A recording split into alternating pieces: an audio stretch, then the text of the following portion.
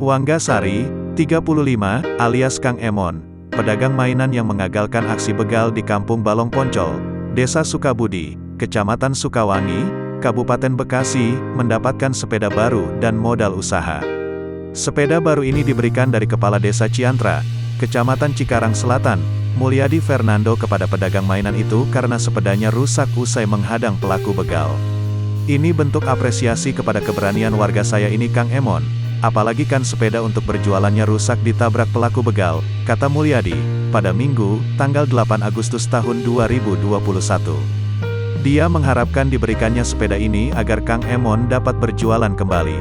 Aksi yang dilakukan warganya itu dinilai cukup berani. Bahkan merelakan sepeda untuk berjualan rusak ditabrak begal. Tak hanya sepeda, Kang Emon juga mendapatkan modal usaha dari hasil donasi para netizen. Aksi donasi ini dilakukan akun media sosial @guecikarang, dengan total donasi sebanyak 1,3 juta. Penyerahan bantuan sepeda dan modal usaha diterima langsung Kang Emon dengan disaksikan aparat kepolisian dan TNI. Aksi Kang Emon ini juga diapresiasi oleh Kapolsek Tambelang AKP Miken Pendrianti. Dia akan diberi penghargaan saat HUT Kemerdekaan RI tanggal 17 Agustus.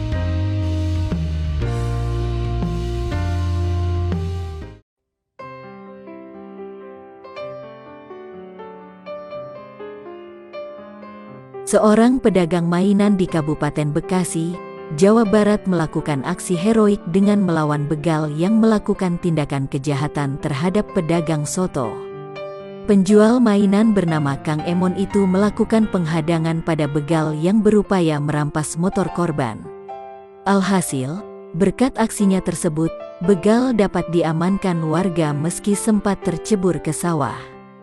Peristiwa ini terjadi di Jalan Raya Sukawangi, Kampung Balong Poncol, Desa Sukawangi, Kecamatan Sukawangi, Kabupaten Bekasi, pada Jumat, tanggal 6 Agustus tahun 2021, sekira pukul 6 waktu Indonesia Barat.